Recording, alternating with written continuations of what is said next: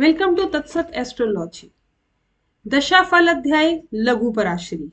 लघु पराशरी में दशाफल अध्याय में हम महादशा में अंतरदशा का रिजल्ट एनालाइज करेंगे। अगर हम कंसिडर करते हैं मेलिफिक लॉर्डशिप वाले प्लैनेट की महादशा हो और उसमें एक बेनिफिक की अंतरदशा आ जाए।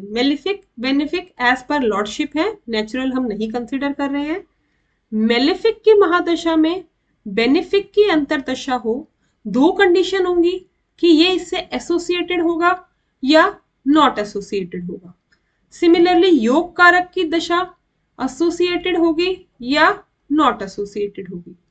मेलेफिक बेनिफिक अगर आपस में एसोसिएट होते हैं और इनकी दशा आती है तो रिजल्ट होता है मिक्स। आपको बेनिफिक प्लस मेलेफिक दोनों का रिजल्ट उस दशा में अंतरदशा में मिलता है। वहीं पे अगर उनका कोई एसोसिएशन है ही नहीं तो आपको पूरा का पूरा मेलेफिक का खराब रिजल्ट मिलेगा। योग कारक अगर मेलेफिक के साथ एसोसिएट होता है तो रिजल्ट्स योग कारक के हिसाब से मिलते हैं, क्योंकि वो अपने आप में बहुत स्ट्रॉन्ग प्लेनेट है। लेकिन अगर ये दोनों एसोसिएटेड है ही नहीं, मेलेफिक का योग सा कारक से कोई एसोसिएशन नहीं है, तो रिजल्ट्स आर वेरी बैड, क्योंकि मेलेफिक को कहीं से कोई अच्छा सपोर्ट नहीं मिल रहा, तो वो आपको अपनी लॉर्डशिप के पूरे खराब रिजल्ट्स डिलीवर करता है एज पर लघु पराशरी। अब हम कंसिडर करते हैं मारक की दशा। मारक हमें पता है कौन कौन से मारक होते हैं, वो हम अपनी प्रीवियस वीडियोस में कवर कर चुके हैं। मारक कैसे मारते हैं? मारक is not always physical death. मारक फिजिकल डेथ नहीं देता। मारक मृत्यु तुल्य कष्ट भी दे सकता है, इमोशनल स्ट्रेस भी दे सकता है, फिजिकल हेल्थ इश्यूज, फिजिकल चोट कुछ भी दे सकता है। जरूरी नहीं है कि वो मार रहा है। तो मारक की महादशा में अगर बेनिफिक की अंतरदशा हो, अगेन दो कंडीशन बनेगी कि ये बेनिफिक मारक के साथ एसोसिएट है कि नहीं है, और मेलेफिक की अंतरदशा वो भी एसोसिएट है कि नहीं है। अगर मारक के साथ बेनिफिक एसोसिएट हो जाता है तो ये मारक खराब रिजल्ट नहीं देता है। गुड मतलब कि ये मारता नहीं है, जितने खराब दे सकता है वो खराब रिजल्ट नहीं देता। गुड की जगह हम बोलेंगे न्यूट्रल। खराब रिजल्ट नहीं मिलता, दैट इज गुड।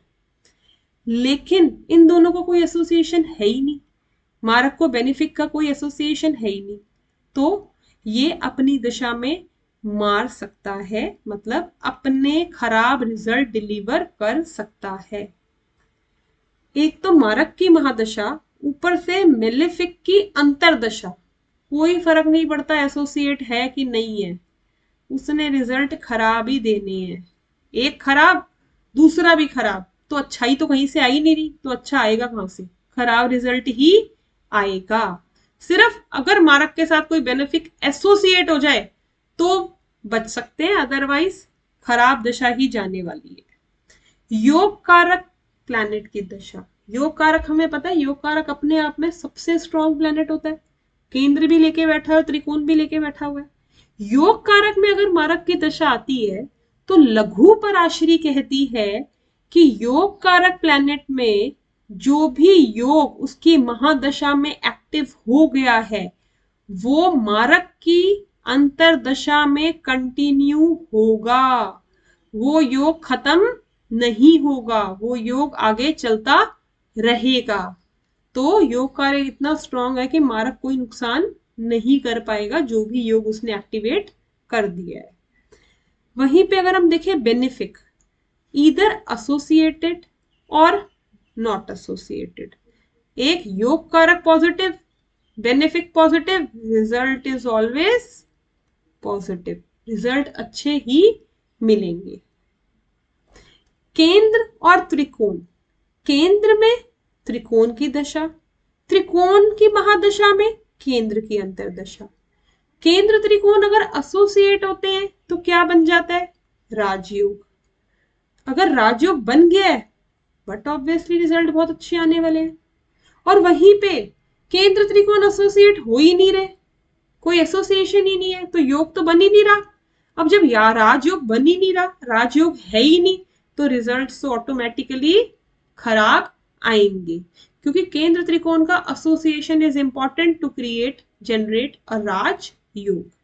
इस तरीके से हमने एज पर लघु पराशरी दशाफल अध्याय में जो सूत्र दिए हुए हैं उसको हमने छोटा सा उसका एक सार निकाला है कि कैसे किस महादशा में कौन सी अंतरदशा एज पर एसोसिएशन और नॉन एसोसिएशन क्या रिजल्ट्स हमें डिलीवर करती है।